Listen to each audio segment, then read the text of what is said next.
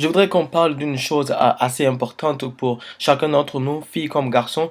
D'habitude, quand je fais une vidéo, je parle de mon Seigneur, ça va toujours dans ce sens. Mais aujourd'hui, je voudrais un peu parler d'un thème assez, que j'entends beaucoup de gauche à droite, les filles qui se plaignent que les garçons ne sont pas bien ou les garçons sont mauvais dans ce sens. Et les garçons aussi qui disent que les filles sont mauvaises. Chacun a ses raisons. Et je voudrais me baser sur une chose pas pour résoudre le problème, mais en quelque sorte pour donner une chance à nos sœurs de se rattraper dans un sens. D'abord, on va prendre l'exemple de deux cultivateurs.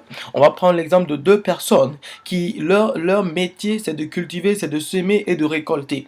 Alors, la première personne, le premier cultivateur, il aime écouter les gens, il aime écouter les hommes, il aime écouter les autres, il aime écouter ses amis.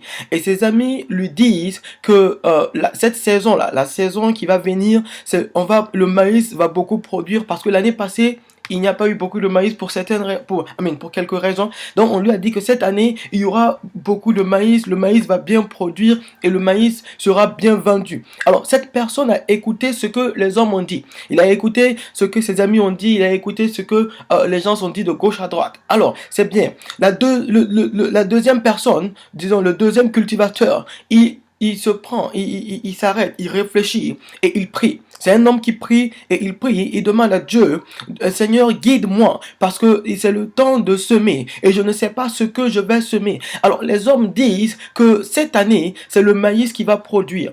Toi, Dieu, qu'est-ce que tu en penses? Et Dieu lui parle en songe ou Dieu lui parle, je ne sais pas moi, de quelconque manière, et Dieu lui persuade de s'aimer le mil.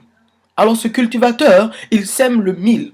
L'autre a sémé le maïs. Au temps de la récolte, chacun d'entre eux va récolter ce qu'il a semé. Celui qui a sémé le maïs va récolter le maïs. Celui qui a sémé le mil va récolter le mil. Chacun récolte ce qu'il a semé.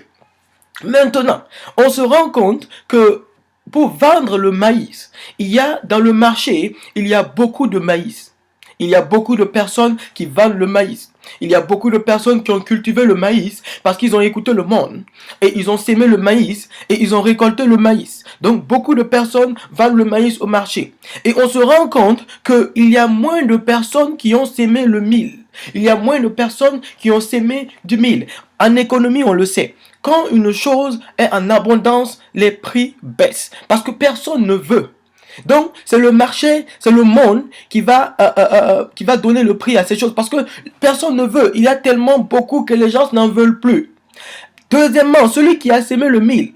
On sait que quand une chose manque, les prix augmentent. Quand une chose est rare, son prix augmente. Donc celui qui a semé le mil, ce n'est pas quelqu'un qui va dicter le prix qu'il va mettre sur son produit, c'est lui qui va mettre le prix qu'il veut sur son produit. Et celui qui est capable d'acheter, va acheter. Et les gens vont acheter. Pourquoi les gens vont acheter? Parce qu'ils en ont besoin. Les gens vont forcément acheter parce qu'ils en ont besoin. Donc celui-là, il va mettre le prix qu'il veut sur son mil, parce que beaucoup de gens n'ont pas sémé le mil et les gens ont besoin du mil. Mais celui qui a sémé le maïs, il est obligé de vendre ses produits lamentablement, avec beaucoup de regrets, parce qu'il a écouté ce que les gens ont dit. Alors, je parle à mes sœurs à ce niveau. Parmi ces deux cultivateurs-là, lequel de ces cultivateurs tu représentes? Est-ce que tu écoutes ce que tes amis te disent quand tu es dans une relation avec un garçon? Ou tu écoutes ce que la parole de Dieu t'enseigne quand tu es dans une relation avec un garçon? Beaucoup d'entre nous veulent que Dieu bénisse nos relations. Beaucoup d'entre nous veulent que Dieu soit dans nos relations, mais nous n'agissons pas dans le sens d'ouvrir la porte pour que notre Seigneur rentre et puisse bénir notre relation.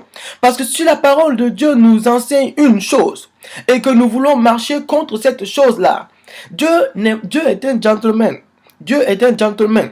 Parce que si ce que tu as sémé là, tu ne vas pas venir t'arrêter devant le champ pour dire, Seigneur, dans le nom de Christ Jésus, que ce maïs devienne du mil. C'est impossible.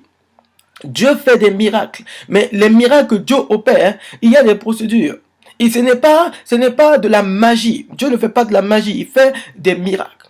Donc, si tu as sémé ton maïs, tu vas récolter ton maïs. Si tu as sémé le mil, tu vas récolter ton mil. Donc, ce que tu fais dans ta relation, Tu tournes de garçon à garçon.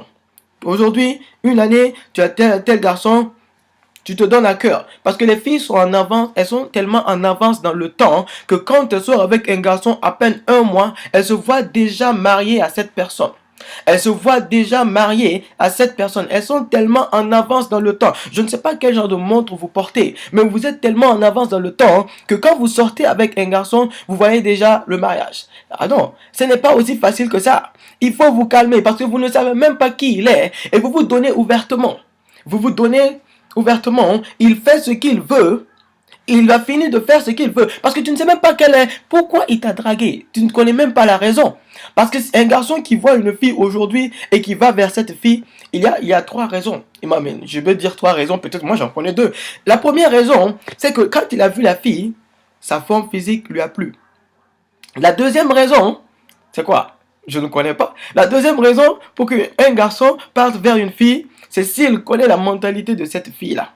Mais dites-moi, quand un garçon te voit la première fois, il ne te connaît pas, il ne sait pas où tu dors, il ne sait pas quelle classe tu fais, il ne connaît pas ton raisonnement, il ne connaît pas ce que tu attends. Alors, il sort avec toi, il vient te draguer et il te fait des compliments, tu me plais, tu me plais. Mais qu'est-ce qu'il fait, qu'est-ce qu'il fait dire que tu me plais? Tu me plais quoi? Ta forme me plaît. Ce n'est pas ton raisonnement, ce n'est pas tes principes parce qu'il ne connaît pas pour le moment. Ok? Alors, elle se jette déjà et elle se dit, oui, il a dit que je lui plaisais. Donc, c'est mon gars, alors je peux faire tout ce que je veux avec lui. Vous savez, dans le mariage est simple. Hein? Le mariage, c'est simple. C'est comme une maison. Quand on veut construire une maison, on est obligé de passer par une fondation.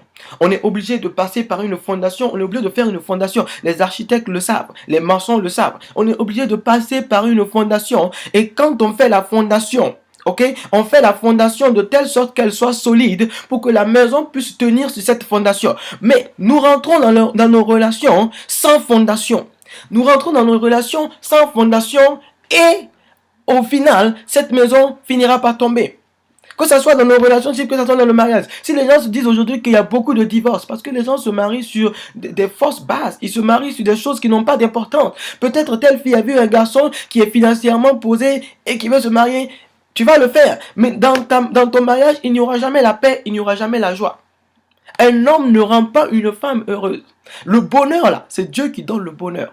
C'est Dieu qui établit le bonheur dans une famille. Quand une fille s'unit à un garçon et ils ont construit sur une mauvaise base, ça peut marcher. Ça peut marcher. Nous n'allons pas sur ces probabilités-là parce que je ne suis pas Dieu et je ne sais pas comment Dieu agit. Mais je sais qu'il y a des principes en toutes choses.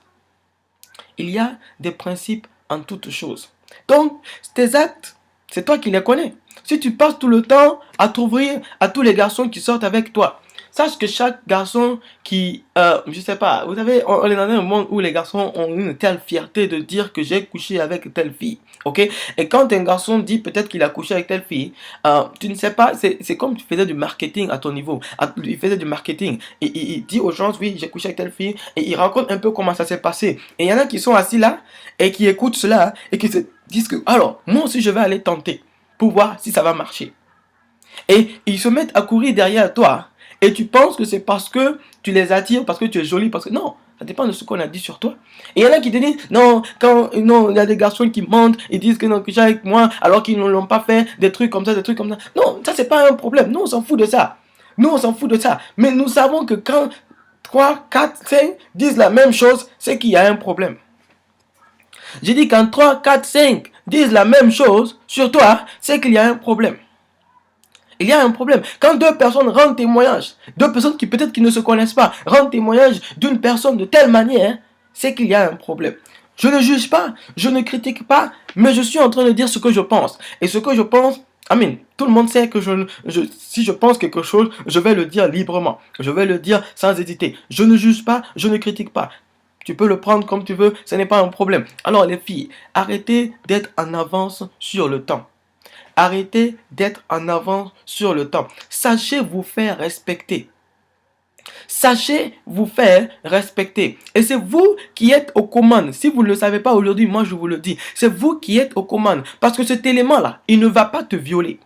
Il ne va pas te forcer. C'est toi qui es aux commandes.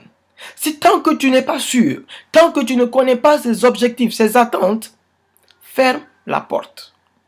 Je te dis, ferme la porte.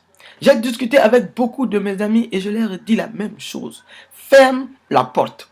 Tant que tu ne connais pas ses attentes, tu ne sais pas qui il est, ferme la porte. Parce que demain, là, tes amis qui vont te dire non, pour qu'il soit avec toi tout le temps, il faut que tu fasses ce qu'il veut là. Ces amis-là, ce sont les mêmes qui vont te flatter, tu vas s'aimer le maïs et tu vas vendre ton maïs lamentablement. Écoute ce que Dieu te dit. Écoute ce que la parole de Dieu te dit. C'est là que Dieu va venir et bénir ta relation. Parce que tant que tu vas agir comme tu veux, tant que tu vas faire ce que tu voudras, Dieu va te laisser recevoir, recevoir ce que tu as sémé. Tu vas le récolter. Tu vas le récolter. On ne parle pas le miracle. Dieu opère les miracles pour ceux qui agissent selon ses voies. Tu vas pas aller faire ce que tu veux. Tout ce que tu veux, tu t'en fous de ton Seigneur. Et après, quand ça va te chauffer, tu vas venir pour dire, Seigneur, transforme ce maïs en mil. Ce maïs-là restera du maïs, ça ne deviendra jamais du mil. Et je voudrais aussi parler, pour entrer dans un sujet aussi concernant les vacances. Vous savez, quand les vacanciers quittent la France, le Canada et les États-Unis, ils rentrent au Burkina. Alors moi, je ne sais pas si nos sœurs-là, elles ont un faible pour les garçons qui viennent de l'extérieur. Restez tranquilles. Les garçons qui viennent de l'extérieur, là, hein, ils viennent pour les vacances. Ils rentrent pour les vacances. Je ne sais pas. Peut-être certains rentrent pour d'autres choses. Chacun sait pourquoi ils rentrent.